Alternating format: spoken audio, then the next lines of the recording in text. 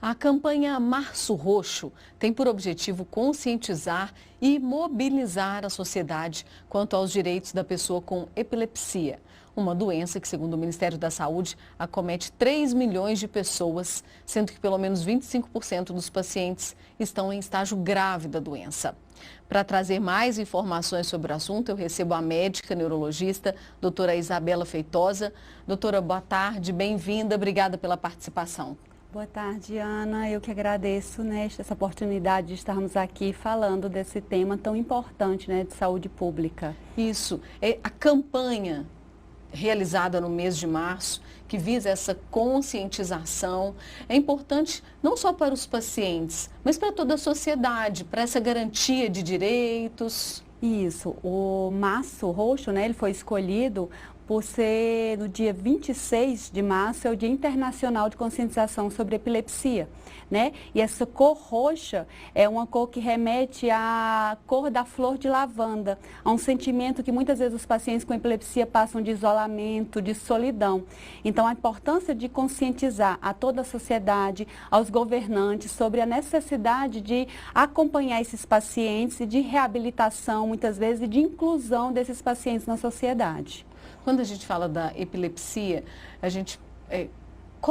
como é feito o diagnóstico da doença, doutora? Então, assim, a gente fala que é um diagnóstico clínico, O que é essa doença? É uma predisposição do paciente em gerar crises epiléticas. Então, ele passa a ter uma hipersincronização, uma atividade neuronal cerebral anormal e hiperativa. Então, esse paciente pode ter desde aquela crise convulsiva, que é a que é mais dramática, que muitas vezes a gente sabe que o paciente tem uma queda, pode ter movimento de hipertonia ou movimentos de abalos, pode ter aquela cialorreia, que é aquela salivação excessiva, pode se urinar, mas existem outros tipos de crises epiléticas, Desde o movimento só de um braço, de uma força motora, às vezes só de uma alteração da consciência, o paciente pode estar conversando com você e de repente ele para. É como se o cérebro desligasse por alguns minutos, alguns segundos.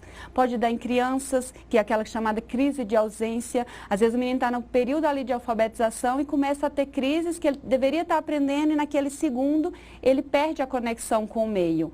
Então é esse diagnóstico, dessas crises repetitivas. E o que causa isso, doutora? É genético, é hereditário? Então a gente fala que depende de cada paciente, é multifatorial. Temos aqueles casos que são sim genéticos, Mas nós temos epilepsias que podem aparecer na vida adulta. Então depois de um traumatismo crânioencefálico, consequências de AVC, depois de uma causa de AVC isquêmico ou hemorrágico, secundários a tumores ou secundário a problemas lá na gestação, às vezes um sofrimento fetal, um sofrimento durante o período do parto, sequelas de casos de infecção, como meningite, pode o paciente depois vir a ter crises epiléticas, então depende de cada paciente a causas específicas. E em alguns casos, Ana, a gente pode não ter o diagnóstico, esse paciente ter a crise e não ter uma causa específica que leve a esse distúrbio. O tratamento e o acompanhamento médico pode evitar que essas crises venham? Isso, então existe o tratamento é com medicação, então tem remédios contra essas crises epiléticas que controlam em torno de 70% dos casos. A paciente tomando a medicação correta, ela fica sem crises. Mas tem em torno de 30% que esse paciente tem o que a gente chama de farmacorresistência. Ele passa a ter crise mesmo usando a medicação. Então aí existem as terapias alternativas, como um estimulador do nervo vago, que é um chamado VNS, o uso do canabidiol, que também pode ser usado em alguns casos de epilepsia e até cirurgia de epilepsia também existe. É uma doença sem cura, doutora? A gente fala que é uma doença que a gente consegue controle, mas para falar da cura, a gente precisa de pelo menos 10 anos sem crises. Então, muitas vezes a gente consegue o controle, mas ela pode voltar a recorrer. Quais os direitos da pessoa que tem, então, essa doença? Assim, as pessoas com epilepsia, elas têm direito, existe muito preconceito.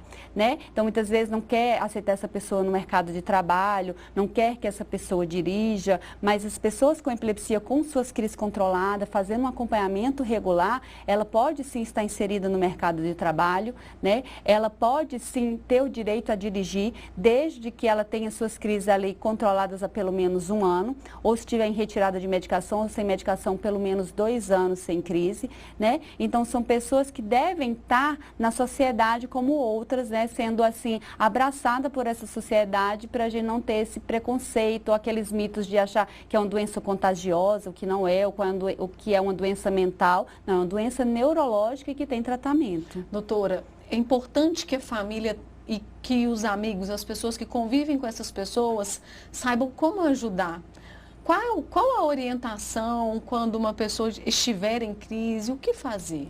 Então, Ana, o que a gente pede, assim, principalmente na crise convulsiva, que é aquela mais dramática, né? Então, você deve colocar o paciente deitado no chão, proteger a sua cabeça. Ideal que a gente lateralize esse paciente, deixe ele de lado, para que a saliva, né, escorra e ele não tende a se engasgar. Sim. Não é, Ana, que é uma coisa que é muito cultural, de orientar, coloca o dedo, puxa a língua, coloca o instrumento. Não podemos fazer isso, porque isso pode machucar o paciente. Ele não vai engolir a língua, ele não vai sufocar com a língua. Então, é virar de lado, proteger aquela cabeça, porque para o movimento ele não bater contra o chão, e esperar que ele melhore, né? Se for uma crise que você não viu, se ele caiu e bateu a cabeça, se for uma crise prolongada por mais de 5 minutos, ou que o paciente fica muito confuso após, levar a um pronto atendimento para ser avaliado também ali após a crise. Doutora, muito obrigada pela participação hoje aqui no MG1. Eu que agradeço, só queria convidar todo mundo, né? No dia 24 agora, domingo, vamos ter esse Purple Day, o dia D de falar de epilepsia, um dia de conscientização, que será às 9 horas, lá na Praça da Catedral, né? Então todo mundo está convidado para ir lá ouvir mais um pouquinho sobre esse tema, vamos ter entrega de brindes e a gente aguarda a todos. Excelente. Reforçando então, dia 24, na Praça da Catedral, a partir de 9 horas da manhã. Isso mesmo, Ana. Obrigada, doutora, pela participação. Boa tarde. Boa tarde.